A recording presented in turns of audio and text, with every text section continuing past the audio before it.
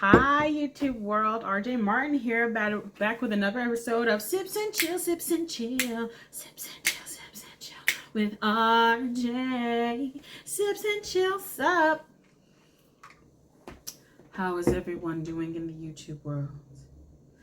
I hope you guys are doing great. Happy March. I hope you guys studied for Black History Month and learned some new facts and everything, and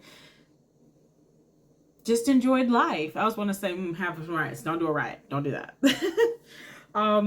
But yeah, why have I been invisible? Not quite invisible. It's just Sips and Chills invisible. Sings and Chill with RJ have been very active, and thank you all for who have commented. I've got a lot of positive comments. Thank you. Very positive comments, and it was very exciting, and I'm just, so many people are just so sweet, and I appreciate the kind words. And I have a few comments but we're not focusing on the negative. We're only focusing on the positive, and I am grateful for all you sweethearts who have liked and commented sweet things for me. I appreciate it, because life is hard, and you should make life harder for someone who's already going through something. We don't know what people are going through, and singing brings me joy. So, joyful. Happy March. The 17th, St. Patrick's Day, is on Monday. My job actually is going to allow us to wear green. I'm not shocked, but I guess I'm excited, and I guess I'm ready.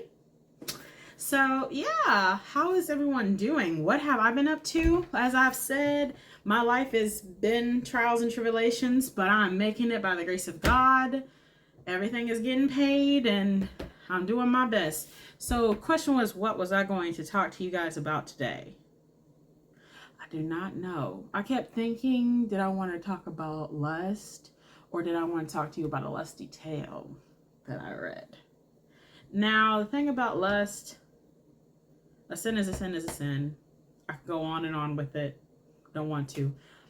I have a friend that told me, she said it like, God delivering her from the spirit of lust. I hope if she sees this, I hope she doesn't take it. It's more of a testimony she gave, and then I started questioning some things about my life. I don't do a lot of lusty stuff other than write maybe and read it. But do I act on certain things? Maybe. And she had me interested in doing something on it, and doing some research and learning some things about myself and how that's wrong, and how the world makes people believe that it's right when in fact it is wrong. But I did want to tell y'all about this story. This is this first thing that popped in my mind. I was thinking, I was like, the pink scarf. This year, on Monday, in fact, on the 17th of March, marks 2 years since I went to Memphis to actually go see Elvis and walk down Bill Street and try Memphis food and cuisine, and just travel, like the footsteps of the Memphians, and see what was going on. And I've been going every year since. I want to go back this year. I have no idea when. I want to go for my birthday, but with things being the way they are, I don't know. Whew, excuse me, y'all. So, I have a friend in the Elvis community. A few years ago, almost around the same time I was getting into my Elvis phase that I'm in right now, I was reading, I like to read, and I was reading a mystery book about the female Sherlock Holmes. And one of my friends was like, RJ, have you heard of the pink scarf? And I was like, no. She's like, do you like fan fiction? I was like, I haven't really read fan fiction since high school. I used to write a little bit of it. And then she was like, you should read it. So let me tell you guys about the pink scarf. The first night, I was like, I don't know, because I don't want to get another app or nothing. So it was on Tumblr. The author is Madison May. Madison May is a sweetheart. We spoke on a few occasions because her tales are just incredible. She is an incredible writer. I pray she gets her stuff out there. So it's about, what I think is always beautiful and funny is how all of us Elvis fans truly believe if Elvis found that one girl, that he would have he would have lived happily ever after and would have lived longer. That's what a lot of us would like to believe, or at least I know that's what I would like to believe, is he lived longer. If he found like really good love, he would live a little longer. So the pink scarf is about this girl named Elizabeth, and Elizabeth knew Elvis in high school, and he was in love with her ever since they bumped into each other. She was a new girl at Humes High School in 1953, really 1951, 52, and she wanted she bumped into him in the hallway. He was carrying his guitar. That was something he did. And for him, it was love at first sight. She was very kind. He describes her as being extremely pretty, nice body. And then, but he was really shy. Elvis was a shy young man. So, but they did talk on occasion. It was when they were doing a talent show at school. She played the piano. And then he was nervous. If you ever seen the Elvis movie, like how he was shaking his leg or just shaking, and she just calmed him down. She was like, "Oh, just imagine they're all naked, right?" And had him laughing. So it calmed him down. And then he saw her around school, but she made friends. He just didn't orbit. They kind of moved in different orbits. And as time went on, he became the Elvis Presley we all know and love. It's 1956. And one of his best friends named Jack, who ends up being one of the members of the Memphis Mafia, tells him, "I need you to meet me here." He just got back from the army, and he says, "I'm in love with this girl at the shop." And he said, "She got you all riled up. Like, you really in love?" He's like, "It's not just that. She must be a looker. It's not just that. She's like really smart too. Like, she's everything." And turns out it's Elizabeth.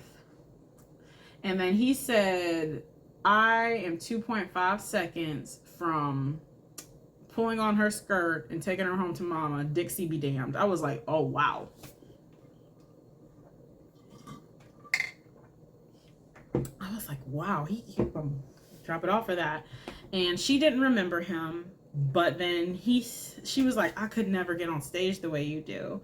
And then there was a little flirtation. It was really cute. And he was like, "This is my friend Elvis." And she was like, "Elvis, like that singer?"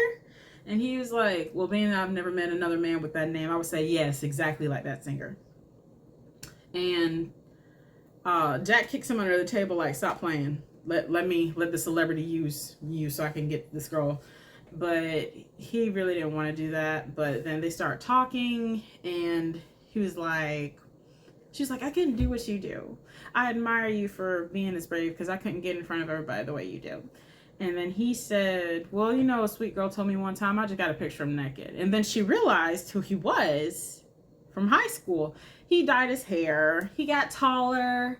He wasn't as skinny as he was. He was more fit because he'd been eating properly after all those years, of not eating properly. Because sadly, his family was they were poor.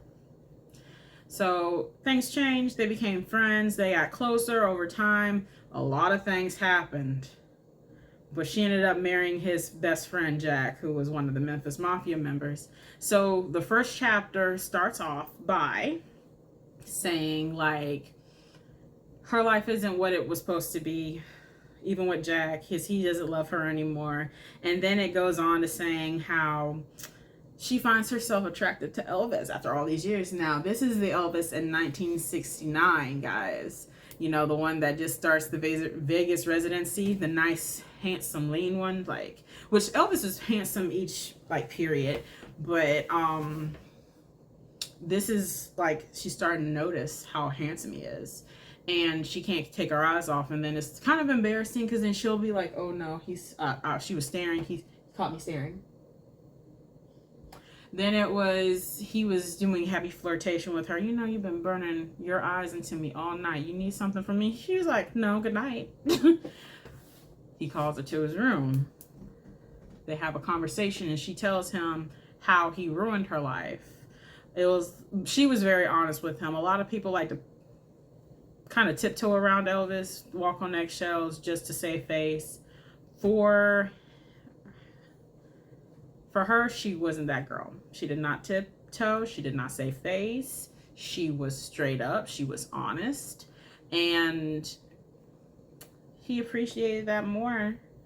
And he starts kissing her, and they start an affair. But now at first she runs away. She's like, I can't do this. I can't do this. I'm not doing this. Everybody knew Elvis was a womanizer. She didn't want to be the next notch in his bedpost. So she runs away. She runs all the way back to her room. The next chapter, he's knocking on the door because we have to finish talking. The talking was not talking. The talking was lust. A whole lusty scene. Very in depth. 2 chapters worth.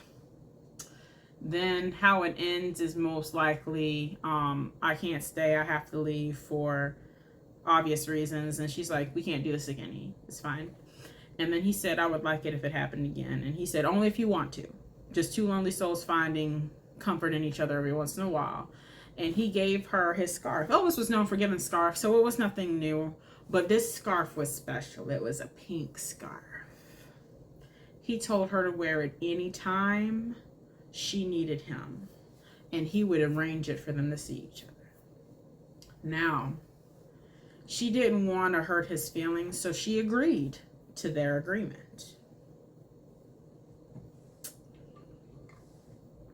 And doing the agreement to the agreement, she made it clear she couldn't do it again. Like, he leaves, he gets dressed, she runs into the shower, and she takes a bath, and she keeps telling herself, no, it's not going to happen again. All along imagining everything he's done to her.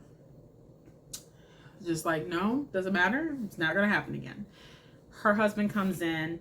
He's now a drunk. Sadly, he's a drunk. He's an alcoholic, obviously, and he's a drug addict. She said he came in there and he was very drunk. She said his eyes were a little red, so she knew he also did maybe a few drugs. And when he hugged her and kissed her, it was a nasty, sloppy kiss. It wasn't like a really sweet peck on the cheek. It was and she was like, but he also smelled like another woman. So she also knew he was having affairs, and it wasn't the first time. It was like the 700th time or something, and she's over it. She's over it, and she's like, okay. And he falls asleep, and he even sees a scarf. What's this scarf doing here? And she was like, first she was like, oh no. Then she was like, what? Real calm. The pink scarf, this was Elvis. Elvis was wearing this tonight. And then she was like, oh, well, you know Elvis. I told him I like the color, and he gave it to me. He said, next time, tell him you want his watch. She was like, will do. He lays in bed, and she lays beside him. He's drunk, remember, so he passes out. And she admires his face.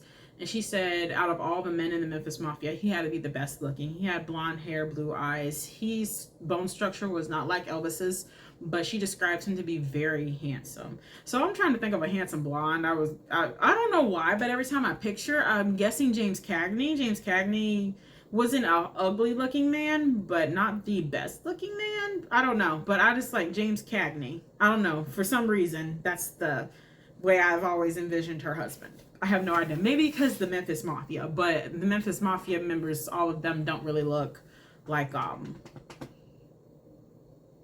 they don't look, they're not thugs. They don't look like it. I don't know. I don't know. But,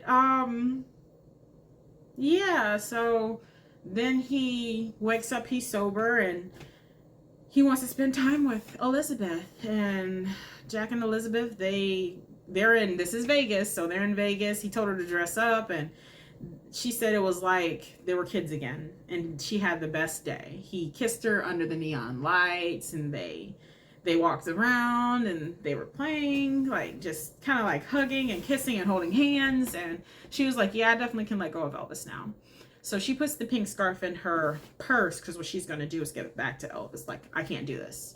And then Jack gets drunk again at dinner, and she wasn't going to drink, but because he was drinking, she decided to drink again herself. She liked wine to kind of, it was more like to take the edge off for her when she would drink it. And she was going to still give Elvis the scarf, and as she's going to Elvis's dressing room, her husband is doing lustful things with a random groupie. And one of Elvis's other best friends, Jerry Schilling, he's very popular in this book, is he sees her catch him, and she runs to the bathroom. She cries, she wipes her face, and she reapplies her makeup, and she pulls the pink scarf out and she puts it around her neck. Next chapter, she makes sure that Elvis sees her when he walks in the crowd. Elvis had a tendency to leave the stage and walk in the crowd and give hugs and kisses to like any female that ran to him and jumped in his arms. And he senses her presence, and he looks like there's a crowd of women. They're probably 6 feet away from each other, but he finds her and he sees the pink scarf and he gives her a wink. And at the end of the show, he gives hugs to all the mafia wives and girlfriends, and she's like, "Great showy," and he whispers in her ear, "Wait for Jerry, baby." The next scene is one of the dirtiest scenes. It gets dirtier each and every time, but it's such, if you're into the lust, it's very good. And then it's like, "When can I see you again?" And he wants to have more time with her, so he's like, I'm gonna send Jack on an errand tomorrow, and then we can spend the whole night together, you and me, quality time, one-on-one, uninterrupted, all night long. And she loved it. He convinced her. She was excited about it, and he bought her a new outfit, and she wore the whole outfit. He told her he wanted her to go to both of his shows. She did. And what else happened? Like, the next scene, she is starting to have like random memories of them hanging out together before she was married to Jack, or before she was even dating Jack. There was another man she was with. I think his name was Ted.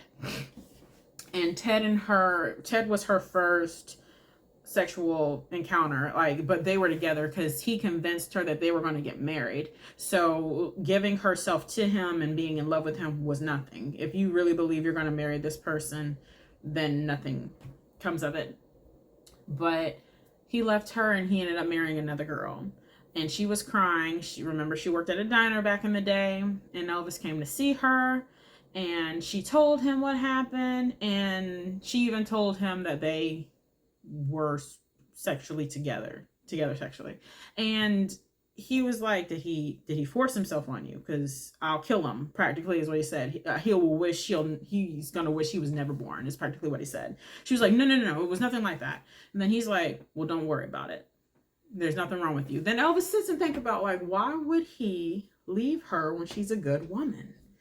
She didn't only just give it up to him, she's still here and pining for him. Then he said the woman he married, her name was Judy, she's pregnant with his baby. Then she was like, what, you can't say? He was like, that's exactly what it is, she's pregnant with his baby, and there's nothing to do with you. She got pregnant because he cheated on you. Turns out Elvis was right, she did get pregnant. And they laugh it off and they have like a really good night. And it's back in 1969, and she's standing in front of his door, and he grabs her in, and he was like, I knew that outfit was gonna look good on you, and the tan is a nice touch too. And she kisses him, and it was like this loaded kiss, like it was romantic and sweet. And he kisses her back because she pulls away, and he grabs her again and kisses her, and he's like, well, hi to you too, honey. And she's like, I missed you. It's so sweet. It's a very sweet thing, and there's a lot of secrets that come out. A lot of manipulation comes out later too. And the manipulation is Elvis had an affair with her back in 1957, March of 1957. What a coincidence. It's March right now, right? And she was on drugs for a headache, and they were all supposed to be like antidepressants. She was only supposed to take one. She ends up taking two at one time, and they're huge pills. And they make love before Graceland is Graceland. Like, he purchased Graceland.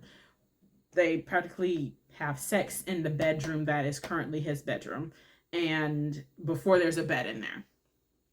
And they stay there the whole day, but she doesn't wake up from the night before. So he's carrying her to the hospital, and he's begging God just to let her live. He doesn't know what to do. And so what he does is he needs her to stay. So he forces Jack to marry her. What he does is he whispers in his ear, like, you love her, don't you, Jack? You're going to marry her, aren't you? He even helped buy the ring. So to make sure that she was there. Very manipulative. And it's like, wow, all of this. Just end up having an affair with her. It's crazy. It's such a good book. It's so good. And they end up happily ever after, believe it or not. She cannot have any children. She lost one, and it was really, really bad. I forgot how they said it. It was like very accurate on how the baby kind of got stuck in the fallopian tube or something, so it didn't come into her cervix the way it was supposed to come into her cervix to form into a sac that the baby should be born in. And as it was growing in her cervix, it snapped, and she kind of like she lost the baby. And she was kind of like 2 months in too, and it was really sad how that went down. But yeah, that was something. But then to find out, she finds out, and Jack finds out about the affair. He knows it was somebody. He didn't know it was Elvis though. And he beats her in front of everybody at one of Elvis's parties after one of his shows. And he beat her so bad that it was a concussion. Elvis, they had to pull Elvis off of him. It was crazy because he was going to kill him. And they end up getting a divorce. She breaks up with Elvis for a month and a half, and just to get herself together, because she, knowing everything, is like, we can't just be together. I need some space. I need some air. It's a really good book. It's such a good book. So they fall in love, and not Christmas night. It's December 31st. It's New Year's Eve. He proposes to her privately. And something he asks her, because he wants to be the one that makes her happy. He asked if she was happy. Because everything she realized how Elvis loved her, because when she got engaged to Jack, he was very sad. And he said, how did you know that Jack was the one? She was like, well, he's always there for me. And it's like, it's just kismet for us. He takes care of me. It's like we're made for each other, meant to be together, And he wanted it to be the same way. So he knew what he had to do to be that man for her. And again, it's just so freaking sweet. And even I can skip over the dirty parts and still enjoy the book. Is there more dirty in it than clean?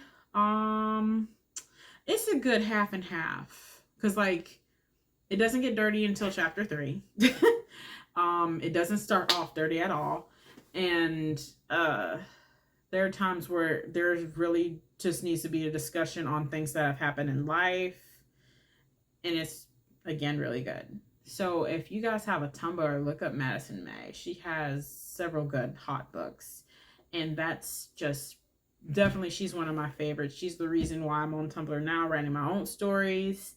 With a lot of the stuff that's gone on in my life, I've decided to write as a way of venting. I journal, well, diary, write, however you want to say it.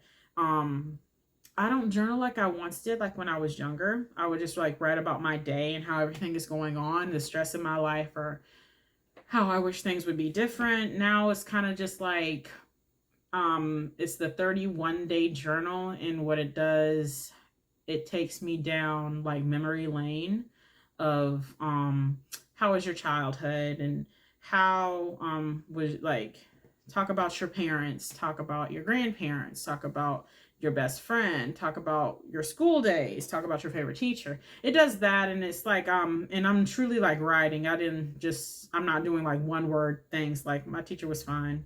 I'm actually giving details. Mrs. Michaels was my second first grade teacher, and she was the best one. She was the first teacher that said she loved me, and I have a love and respect for her even now. I follow her on Facebook, and I get to see her grandkids like on Facebook. It's cool seeing them grow up, things like that.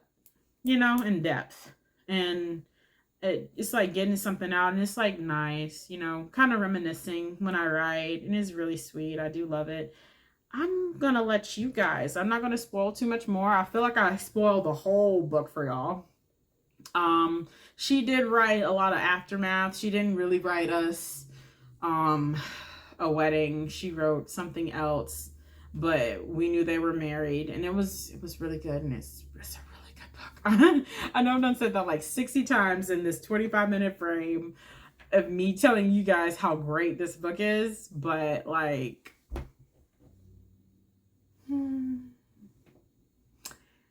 oh, sometimes we wish and hope for things to just have been better for Elvis. If Elizabeth was real, maybe it would have been. Who knows? But thanks for listening. Thanks for watching. I did miss you guys. I miss you guys so much. Thank you for all who follow Sings and Chill with RJ. I might just do something. I was feeling Stevie Wonder today. So later, if you want to drop over there and just see me singing and dancing, you'll probably have seen this dress before. I actually wore this dress the first time I went to meet Elvis. Yes, at his resting place behind Graceland. Kind of on the side of Graceland, the Meditation Gardens. But yeah. I was like, I want to actually look extra cute. So I love blue. And this is like one of my favorite like colors for blue. It's like cerulean, which is like the color of Elvis's eyes. They're not blue. They're cerulean. They're like this deep, majestic, pretty blue. And I wanted my dress to match. And it was freezing that day. So I had on a big clunky jacket and I had on some boots, which is like the worst things I wore were those boots. As cute as I was in pain. I stood in line forever waiting to get to him. But it was worth it. Walking through Graceland it's a dream, because I wish I could walk through Neverland. I think they have Princess House. It's where you can actually go through and walk now. I want to do that. I definitely want to do Paisley Park. I would love to do Neverland. Like, supposedly they have movie nights there now, but it's not open to the public. It's like private events or something. And I'm like, well, shoot, where do I sign up for a private event? I will save up money and fly out, because I've never been to California. I want to do it. I'm ready. Let's do it.